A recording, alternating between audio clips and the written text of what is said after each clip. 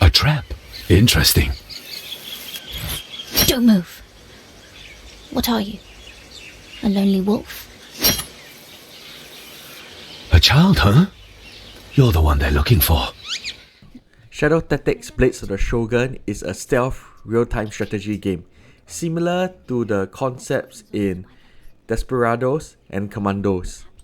I have previously reviewed the expansion Aiko's Choice before, but today I'm going to review the main game, Shadow Tactics Blades of the Shogun. So is it fun? Is it worth playing? That's what you'll find out in 5 minutes. First, I want to deal with something that's very straightforward, and that's the presentation. Now, as you can see, the game uses the Unity engine and it looks really beautiful, even though the graphical requirement is not very high. Furthermore, the presentation also helps the gameplay design.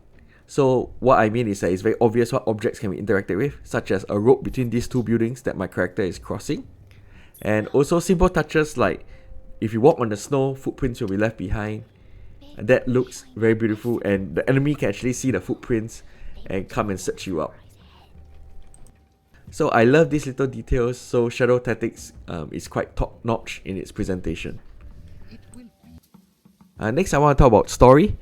So the story is quite straightforward and simple. There is an attempt to assassinate the emperor and to replace him in a coup. This takes place in medieval Japan, and you are then given 5 different characters to try to stop the villains from carrying out their plan. So one of them is a samurai, 3 of them are ninjas, and 1 of them is a sharpshooter. The stories have a bit of twists and turns over there, but without spoiling too much, it's nothing really that surprising, and you can see certain plot changes a mile away. But overall, the story is serviceable and I quite enjoy the ride. Now, of course, I want to talk about the gameplay. As with any stealth real-time strategy, the gameplay makes or breaks the game. If it's too hard or the controls are unresponsive, it can actually deny the player an enjoyable experience. The good news is that the game doesn't fail in these aspects.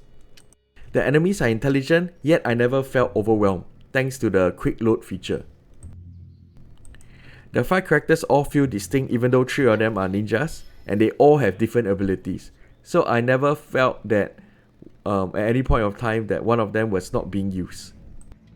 The characters possess firearms, which is an interesting touch in the medieval Japan, but I never once felt overpowered since the firearms, while powerful, have limited ammunition.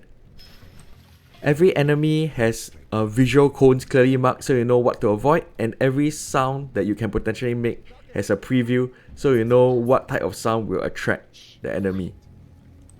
If I do have 2 gripes about the gameplay, is that there's no map editor, so you're stuck to these scenarios, and also 2 of the characters seem to be less useful than the other 3.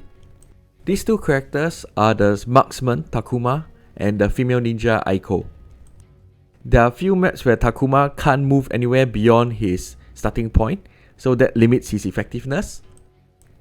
And one of Aiko's ability is dependent on the environment, which is her disguise, whether she's able to find a disguise. So if you are not able to find a disguise, you already lose out on 1/4 of her abilities. This also limits her effectiveness. With that, I give Shadow Tactics Blades of the Shogun an 8/10. I did enjoy the experience, and I hope you do too.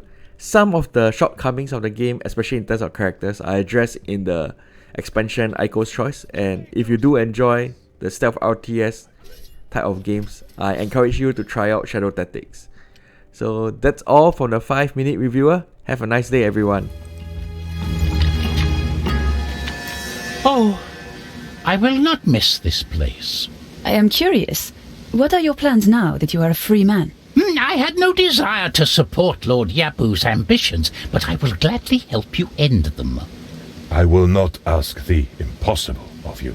Oh, do not fear, Mugen-san. With the proper tools, even an old fool like me can be of use on the battlefield. You are a man of many talents, Takuma-san. Oh, too many, I'm afraid. Most bring me nothing but trouble. Well then, let us return to the safe house and discuss the fate of Lord Yabu.